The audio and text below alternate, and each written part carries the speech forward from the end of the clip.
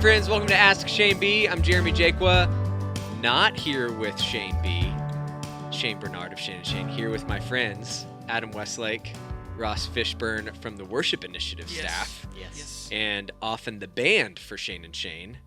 We are collectively the and of Shane and Shane. And the band name. True, Yeah. that's true. We've got a special episode today. Shane is obviously not here, and so we decided we would jump in. We've got a really great question to talk about today that I thought would be really great for a band, that applies to a band just as much as it would a worship leader.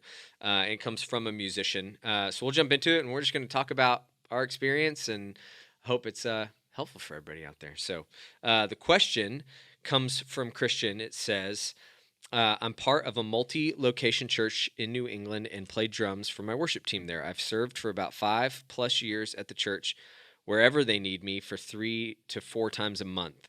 I've recently dropped my serving down to 2 times a month as my schedule became busier outside of church and out of a desire to just go to church and receive. What would you say is a healthy balance between serving the church and attending? My second question is that even though I'm only serving twice a month now, I constantly get texts and emails asking to fill in last minute somewhere that could be over an hour drive away. I'm not very good at saying no, and I like helping people and I love worship, but I feel that my commitment isn't being honored. How should I go about this situation? There's a lot to talk about there. Seriously. I think that we've probably all, at some point or another, experienced. But yeah, let's jump in. What do you guys have any thoughts on that? Adam? Oh man, there's so much, right? Because I mean, I can relate to Christian and being, and I think we all can, being part of a multi-site church.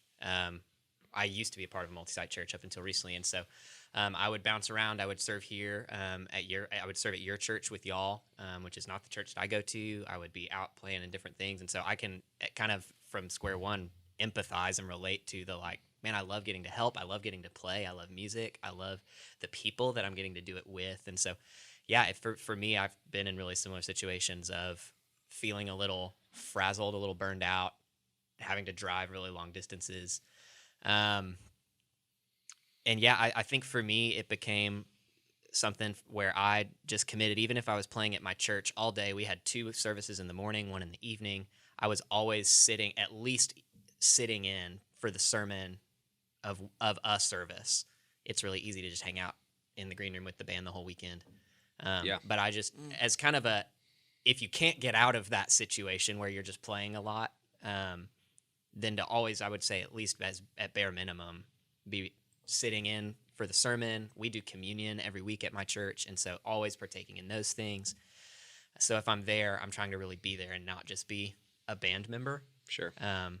But yeah, so that's if you can't get out of saying no to things, or if you're already committed for a ways out. But I don't know if that's similar to your experiences or how y'all have gone about that. Yeah. Yeah, I mean, I think it's an interesting question that I think it can be.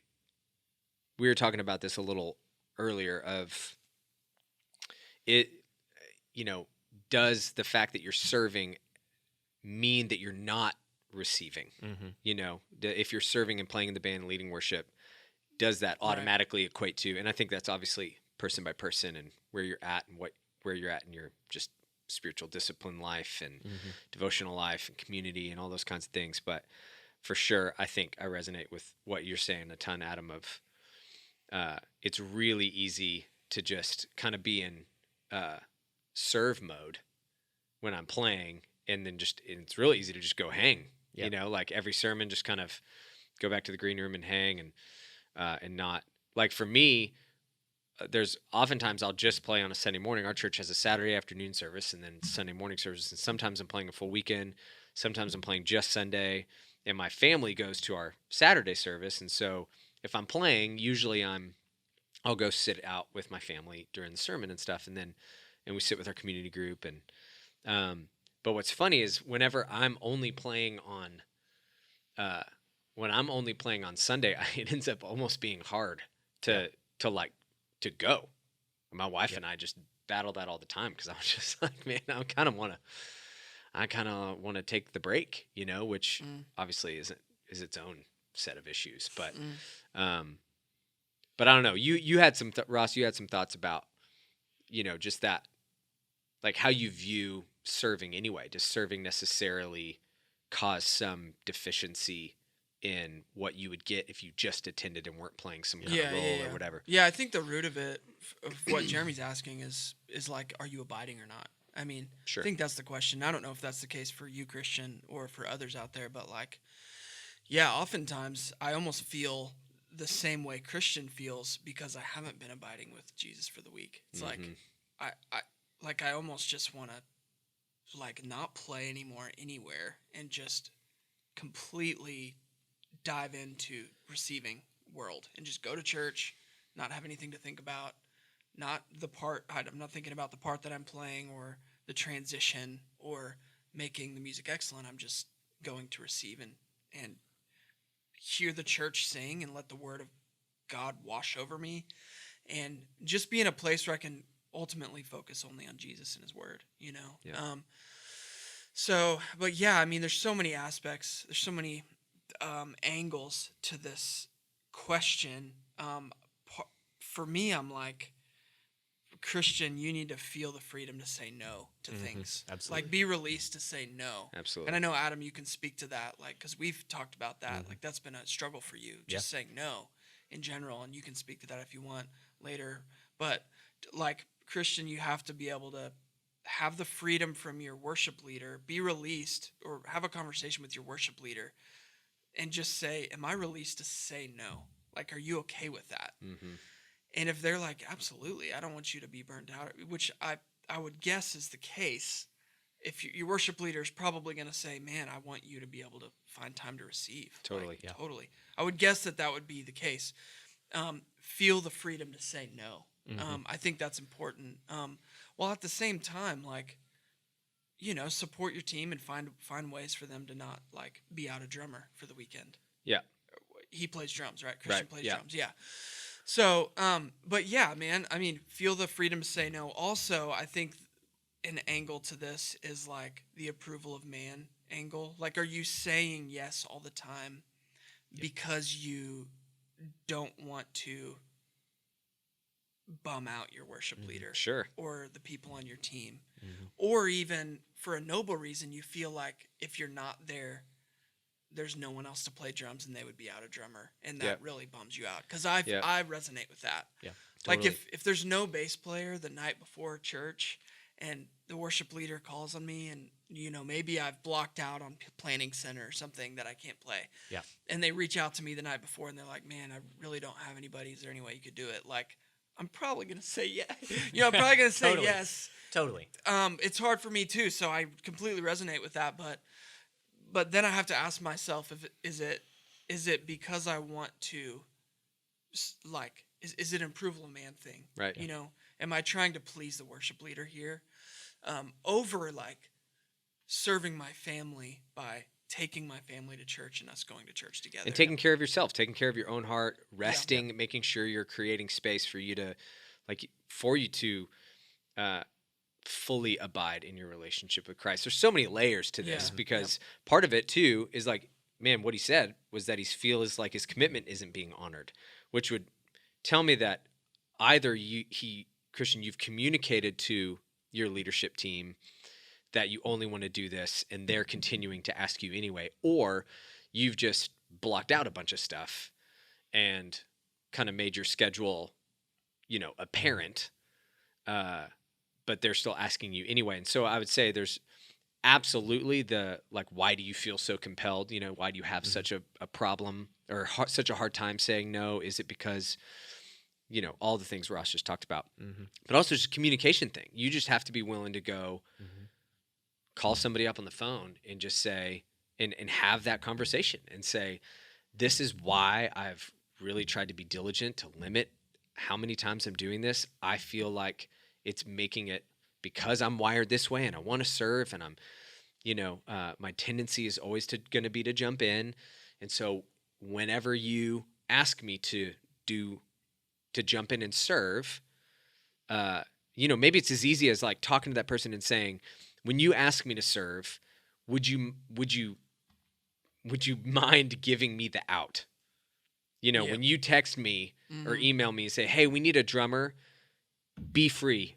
It is Totally. okay if you can't make it. That would just free me up. Maybe that's how you're communicating. But at the end of the day, it's just a communication thing that you've got to be willing to have those conversations because, man, if they don't know, they just know that you blocked out scheduling, then it's a whole different Yeah. ball game. And then it's a whole high level thing of, man, remembering that God just doesn't really need any of us. Mm-hmm. Yeah. Like he just does. He's never needed us to accomplish what he wants to do at your church Yep. in worship. He's just chosen to allow you to be a part of it anyway. So if you've got this like weird thing going on inside where you're like, well, it's going to be really bad if they don't have drums, what's going to happen? It's kind of, well, God's still going to do whatever he wants. Yeah, because the song will he's go on. The church service will go on. Yeah. he's will the be God of the glorified. universe, man. Yeah. Like he doesn't rely on you to play drums to get accomplish what he wants. And so And it's going to be great without drums. Totally. Sure.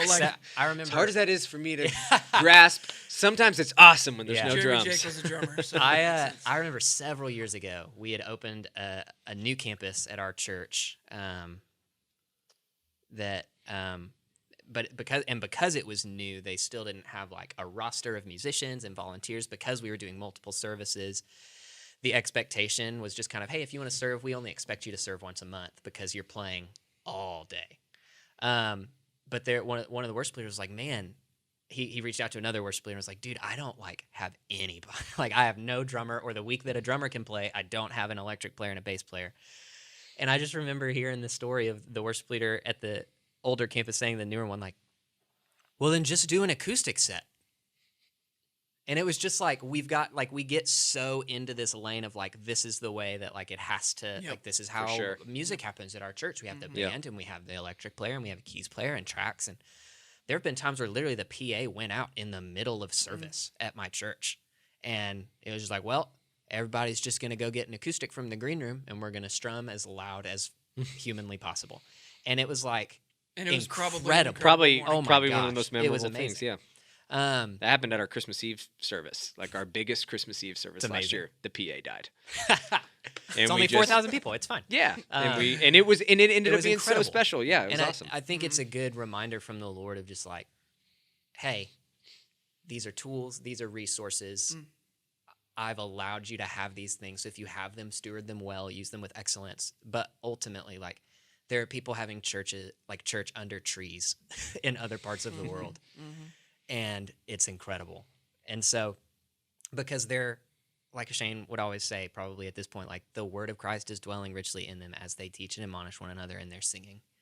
And then I would say, maybe to pivot a little bit, and you've kind of hinted at this a little bit, of just like asking the why question, like, man, why am I feeling so compelled to say yes? Is it because, and there's probably, for most Christians, it's always a mixture of motive. It's never like, oh, I'm just doing it because I'm being selfish. It's like, no, I probably have some like noble motive in that, but there's a part of me that's like, but I kind of like being the guy that like everybody's calling to play. I kind of like being the A guy. I like being the guy that, even though everybody knows I'm at this campus or at this church, other people are like, know that I'm able to play out if I need to. And so I like when they call me and it looks cool. And I'm showing, like, people are becoming more and more aware of who I am, and it like makes me look excellent. And my mind went to Romans 12 of like, for by the grace given to me, I tell everyone among you not to think of himself more highly than he should, but instead to think sensibly, as God has distributed to each a measure of faith. And so just to say, like, man, it can sometimes be an act of crucifying my flesh to say, like, man, I have the availability to go do this thing, but maybe my motivation recently has felt like, man, I love getting to do this because it makes me awesome, makes me look awesome, that I can actually just say no, go to a service on a Sunday and spend the rest of the day with roommates or family or community group people and not be committed. All that, you can go to your coffee shop and build a relationship with your non-believing barista. Like, it frees you up to do other things. And so asking the why question, like Ross was saying, of, does it make me look good? Do I get something out of it that might be a little off? Do I really care what other people think, or I don't want to disappoint people? And it's like, man, I have everything that I need in Jesus. He's allowed me to serve his people, this family that he's put me into that I love. And so maybe not playing gives me the opportunity to do that in a different way. Maybe I'm Sure. serving on parking team, or I'm hanging out with the fifth graders, Yeah. or whatever it might be. But And you've just got to surround yourself with people that you allow in to the depths of all of that junk. You've got to surround yourself with people that are willing to speak into that you've invited to speak into that, so that they can tell you, because at the end of the day too, it's kind of what we talked about earlier. Like, are you seeing a difference in when you serve, how you are connecting with the Lord versus when you attend? And if that's true, then why? Like, and then having people in your life that are willing to go, like, to dig into that with you. Because, I mean, there's plenty of roles within the church that are, I mean, the pastor's serving every week. So does that mean that he's getting something less than the body attending and being taught? Like, it's got to look different for him and how he's fed and how he's shepherded and that kind of thing. But I mean, it doesn't always equate to, when you're just asking, what's the healthy balance between serving and attending? It depends. It's case by case. The answer is it depends. Like, are you abiding? Where's your heart? Do you understand? Yeah. Like, are you doing the work to understand where you're at and all the motivations? And, right. Because the tricky thing is that, like, it looks really noble on the outside to be like, man, that guy's playing every week. Like, it never looks bad on that, like, outside to be doing that. But that's kind of Jesus's thing, even in, like, engaging the Pharisees, of saying, like, hey, the outside of the cup looks great. Like, you look awesome on the outside. But the reasons you're doing the things that you're doing is gross. And I'm not, Christian, presuming that that's you. Sure. Right. In this, but it's a good question to ask of, man, like, what's going on in my heart When I'm battling that's to say motivating no. me when I see the email come in Totally. to serve or not. For sure. Yeah, I think it's also important, like, Christian, you're obviously, if you're playing drums often or you're the primary drummer somewhere, it's clear that that's a gift of yours. So I don't think the question on the table is, like, should I be putting this gift on the shelf Right. and not using it? I think it's more like an internal heart, why abiding it. Am I not abiding? Am I abiding? Conversation. And sometimes, like, for myself, sometimes it's just hard to wrap language around how I'm feeling. And so, like Jeremy said, I think it's really important to bring in brothers, people that are close to you in your life, and just say, help me process how I'm feeling. I think that's, at the end of the day, it's like a Christian, what I would say to you if you're sitting across the table from me is find someone where you can safely say, help me process this. I don't really know how to communicate it even, or how I'm feeling necessarily, but help me process this. And I know that you'll find clarity. So it's great. So I think the principles we've kind of touched on, communicate really clearly. Make sure you're not assuming that your leadership team knows all the things that you've got in your mind about your scheduling and your availability. So communicate really clearly, be willing to have those conversations. If you're feeling like you're not being honored, you've got to go deal with that. Got to go have those conversations. You can do that in a kind way, in a humble way. Because otherwise it'll fester and you'll still be saying yes, but you'll just be bitter. Or you'll just start bailing all the time and peace out. And so, so communicate really clearly, pursue community, get people around you who know you, that you invite in, that can speak into that, process this with you. And then, I mean, just abide daily in your relationship with Christ. And that's going to be one of the biggest indicators of, or at least sources for your wisdom and discernment and how you assess why it is you feel that there's something different about when you're serving. I mean, obviously it's a different role as serving the body as opposed to just being in the body. But I think it all comes down to how are you abiding in your relationship with Christ every day? Do you have people in your life that know you and that you're processing with and that you're inviting into all the little motivators that are going on, and are you communicating really clear? Yeah. So, awesome, guys. We did it. Good conversation. Good combo. Yeah. Go team. Christian, hope this is helpful for you and everybody else out there tuning in with us. Keep sending your questions in. You can send them to AskShaneB@worshipinitiative.com. We love you guys. We're praying for you. We'll see you next time.